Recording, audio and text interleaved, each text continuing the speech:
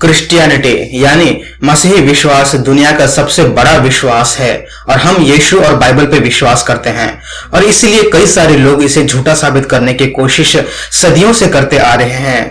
वो लोग इस फिराक में रहते हैं कि वो कैसे बाइबल को झूठा साबित कर दे। लेकिन क्या आपने कभी ये सोचा है कि कैसे आप मसीही विश्वास को एक झट से झूठा साबित कर सकते हैं? इसलिए आज हम मसीह विरोधियों को एक बहुत बड़ा मौका देना चाहते हैं जिसका इस्तेमाल करके वो क्रिश्चियनिटी को एक झट से गलत साबित कर सकते हैं।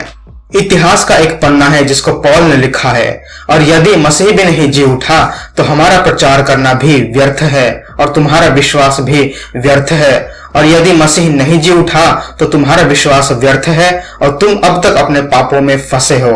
और बाइबल के अनुसार शैतान क्या चाहता है कि हमारा प्रचार बेकार हो जाए, हमारा विश्वास बेकार में जाए और हम उसी पाप के गड्ढे में फंसे रहे। क्या आप इस बात को मानते हो? जो लोग ये मानते हैं वो कमेंट कर सकते हैं कि हाँ, शैतान यही चाहता है कि हम उसके रास्ते पे चले और यीशु का काम और प्रचार व्यर्थ चला जाए।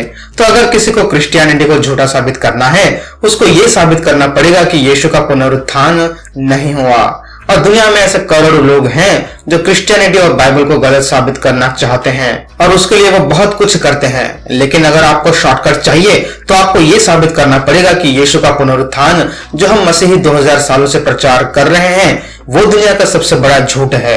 सिंपल, यीशु का पुनरुत्थान मसीह विश्वास की नींव है, क्योंकि अगर यीशु पुनरुत्थान ही नहीं हुए तो मसीही किस चीज का प्रचार कर रहे हैं? कोई अनंत जीवन नहीं रहेगा और मसीह विश्वास झूठा साबित हो जाएगा। जैसे पॉल ने लिखा है पहला कोरिन्थियों में, जो शब्द व्यर्थ इस्तेमाल किया गया है उसका मतलब है बेकार और कुछ भी लाभ नहीं। जिसका मतलब जिसने ये साबित कर दिया कि यीशु का पुनरुत्थान नहीं हुआ, उसने ये साबित कर दिया कि सभी क्रिश्चियन, सभी मसीहियों का विश्वास झूठा और बेकार है और इस विश्वास में किसी का लाभ नहीं है। लेकिन क्या यह संभव है कि यीशु के पुनरुत्थान को गलत साबित करना? मसीही ये दावा करते हैं बाइबल और इतिहास को आधार करके कि यीशु क्रूस पे मरे और 3 दिन बाद दोबारा जिंदा हो गए। अब हम कई सारी थ्योरीज को देखेंगे जिसे दुनिया वाले लाके मसीही विश्वास को झूठा और बेकार साबित करना चाहते थे। पहला थ्योरी, शायद किसी ने यीशु के मृत शरीर को चुरा लिया। यीशु कभी जिंदा नहीं हुए, किसी ने उनका शरीर चुरा लिया। लेकिन किसने चुराया? पहला, ये लोग कहते हैं कि रोमियो ने यीशु के शरीर को चुराया, लेकिन रोमियो के पास कोई वजह नहीं था यीशु के शरीर को चुराने के लिए। उनका काम होता था कि वो नगर में शांति बरकरार रखें, और अगर उन्होंने यीशु के शरीर को चुराया होता तो उस नगर में बहुत ज्यादा तनाव और हिंसा बढ़ सकती थी। दूसरा, क्या यहूदी याजकों ने यीशु के शरीर को चुराया?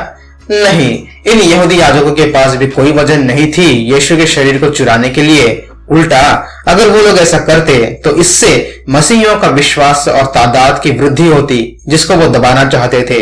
तो क्यों वो लोग ऐसी बेवकूफी भरा काम करते? यीशु के चेले प्रचार कर रहे थे कि यीशु जिंदा हो चुके हैं। अगर यहूदी याजकों के पास सचमुच यीशु का शरीर होता तो वो तुरंत उनके शरीर को लोगों को दिखा के कहते कि ये देखो यीशु का मृत शरीर, अब चुप रहो, और उसी समय तुरंत ही क्रिश्चियनिटी खत्म हो जाता। लेकिन ऐसा नहीं हुआ। तीसरा, क्या यीशु मसीह के चेले या उनके मानने वालों ने तो यीशु के शरीर को चुराया ताकि क्रिश्चियनिटी को फैला सके? ये भी संभव नहीं है, क्योंकि इतिहास कहता है कि यीशु के सारे चेले सिवाय यहूदा इस्करियत के सभी ने अपना जीवन गंवाया उनके विश्वास के लिए, और यूहन्ना को उसके इसी विश्वास के लिए एक वीरान टापू पैतमोस पे अकेले मरने के लिए छोड़ दिया गया, क्योंकि मसीह विरोधी उन्हें मार नहीं पाए। और यही परमेश्वर की मर्जी थी, और इसी वजह से आज हम प्रकाशित वाक्य पढ़ पाते हैं। और जब हम उन 10 चेलों की मृत्यु की घटना को देखते हैं, उन सब की और पॉल की मृत्यु कैसे हुई, किसी को उल्टा क्रूस पे चढ़ाया गया, किसी को तलवार से चीर दिया गया, किसी को फांसी दी गई, किसी का शरीर धड़ से अलग किया गया, किसी को भूखे शेरों के सामने फेंका गया, किसी को रस्सी बांध के पूरे नगर में घसीटा गया। बहुत ही दर्दनाक और भयानक मृत्यु हुई 10 चेलों की और पॉल की। क्या कोई एक झूठ की वजह से इतनी दर्दनाक मौत मरना चाहेगा अगर वो जानते हैं कि वो झूठे हैं? चलो, एक ने अपना जीवन दे दिया झूठ की वजह से, लेकिन बाकी के सभी विश्वासी ने तो उसकी मृत्यु के बारे में सुना या देखा होगा कि उसको कैसे मारा गया। लेकिन फिर भी सभी ने अपने विश्वास के खातिर परमेश्वर यीशु को नहीं छोड़ा। एक और बात है, यीशु के पुनरुत्थान से पहले सभी चेले छुप के रहते थे ताकि कोई उन्हें जान से ना मार दे। वो सभी लोग मरने से डरते थे। तो क्या ऐसे डरे हुए लोग रोमन सेना, जो आज तक की सबसे क्रूर सेना है, उससे भिड़ने की कोशिश और उनसे झूठ बोलने की हिम्मत करते? बिल्कुल भी नहीं। तो उन्होंने ये काम नहीं किया। और अगर इन सब ने ये काम नहीं किया तो क्या हुआ होगा? एक चीज जो हो सकती है कि सच में वो लोग यानी वो चेले जो कह रहे थे वो सच हो। चलिए कुछ और दावे, कुछ और थ्योरीज को भी देखते हैं। लोग कहते हैं कि यीशु के मृत शरीर को गलत कब्र में रखा गया था। इसको कहते हैं रॉन्ग टूम थ्योरी।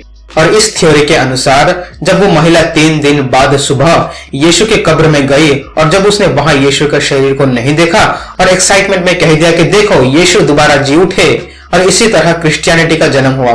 लेकिन ये थ्योरी भी बेकार है, क्योंकि रोमन के सेना यीशु के कब्र की निगरानी कर रहे थे और वो कहते हैं कि क्यों झूठ बोल रही हो, असली कब्र में आओ और देखो यीशु के शरीर को, चुप रहो। और उसी वक्त क्रिश्चियनिटी खत्म हो जाता। एक और थ्योरी है हेलुसिनेशन थ्योरी। मतलब सभी चेले भ्रम में थे कि उन्होंने यीशु को जिंदा देख लिया, लेकिन असल में ऐसा नहीं हुआ था। लोग कहते हैं कि वो सभी पागल क्रिश्चियन भ्रम में जी रहे हैं कि उन्होंने यीशु को जिंदा देखा, लेकिन ये भ्रम साइकोलॉजिकल प्रिंसिपल्स के खिलाफ है। और पहला कुरिन्थियों 15:6 के अनुसार यीशु ने लगभग 500 से ज्यादा लोगों को दर्शन दिया, और वो भी एक ही समय में। और ये कहीं से साबित नहीं हुआ है कि 500 लोग एक ही तरह के एक ही घटना को एक साथ वहम हो सके। और क्या इतने लोग अपनी एक ही वहम की वजह से अपनी कुर्बानी दे दी?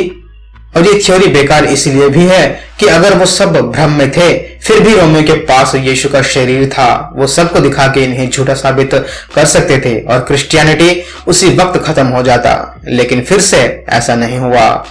एक और थ्योरी है स्वून थ्योरी, जिसको कुछ मुसलमान भी इस्तेमाल करते हैं। इस थ्योरी में यीशु क्रूस पे नहीं मरे, वो बस बेहोश हो गए थे क्योंकि उनके शरीर से ज्यादा खून बह चुका था। और जब वो बेहोश थे उनको कब्र में ले जाया गया और कुछ देर बाद यीशु को होश आया और उनके चेले समझे कि यीशु मर के जी उठे। लेकिन यह भी गलत है।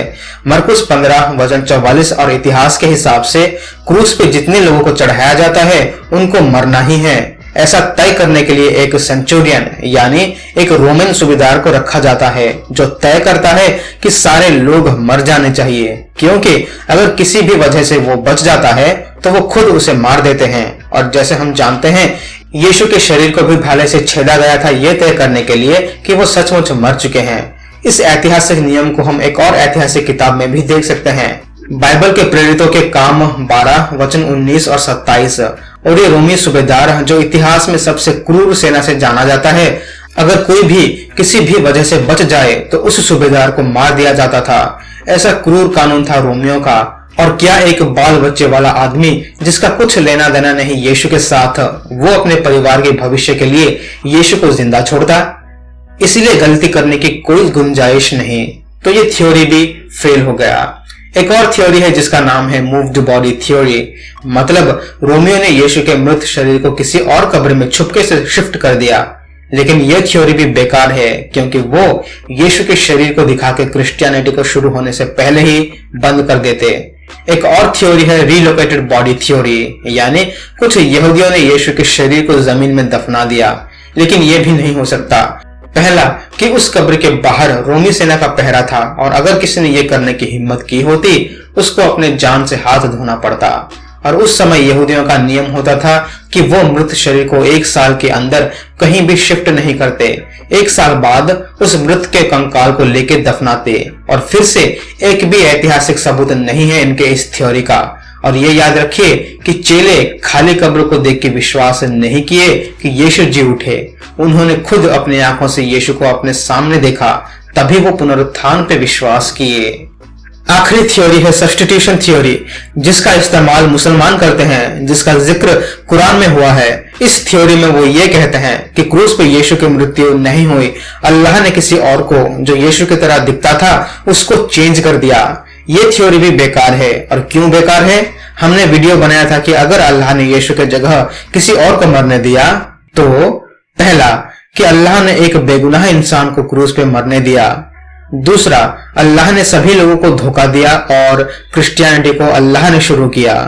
तीसरा, इतिहास गवाह देता है कि उस क्रूस में यीशु मरे थे, कोई बहरूपिया नहीं। लेकिन मोहम्मद 600 साल बाद आके ये कहते हैं कि क्रूस पे यीशु नहीं मरे, और लोग इस साफ झूठ पर विश्वास करते हैं और इसीलिए इस्लाम झूठा है।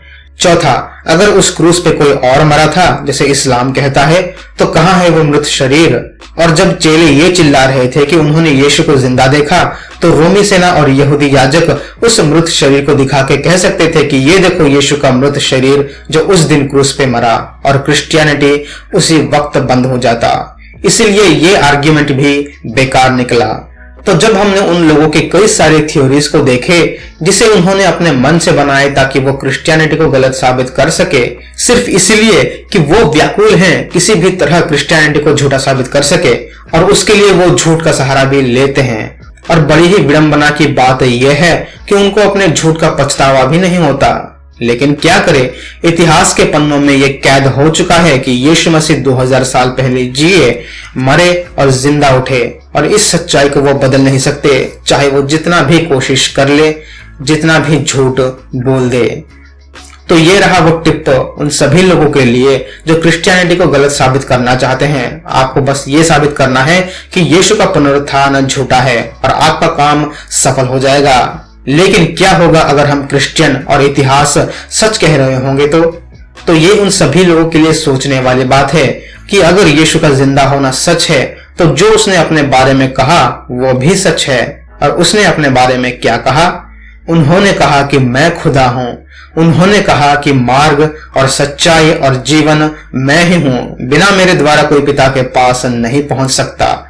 यीशु ने खुदा होने का दावा किया और साबित किया पुनरुत्थान होके, जैसे रोमियो के पत्र में लिखा है, हम सब ने पाप किए और परमेश्वर की महिमा से वंचित हैं और उनसे अलग हो गए। लेकिन यीशु ने अपना जीवन क्रूस पे देके हमारे पापों को अपने ऊपर लिया, हमारी सजा को अपने ऊपर लिया और तीसरे दिन जिंदा हुए ताकि वो माध्यम बन सके पिता और हमारे बीच। तो अगर आप क्रिश्चियन नहीं हो तो आपके पास चुनने की आजादी है, बाइबल को नकारने की, पुनरुत्थान को गलत साबित करने की और ऐसी अलग अलग थ्योरीज को मान के अपनी जिंदगी बर्बाद करने की, या इतिहास, बाइबल और सच को अपना के यीशु को अपना उद्धारकर्ता मान के परमेश्वर के साथ अपना टूटा रिश्ता जोड़ने की चुनाव आप खुद करें। रोमियो 10:9 कि यदि तू अपने मुंह से यीशु को प्रभु जानकर अंगीकार करे और अपने मन से विश्वास करे कि परमेश्वर ने उसे मरे हुए में से जिलाया, तो तू निश्चय उद्धार पाएगा।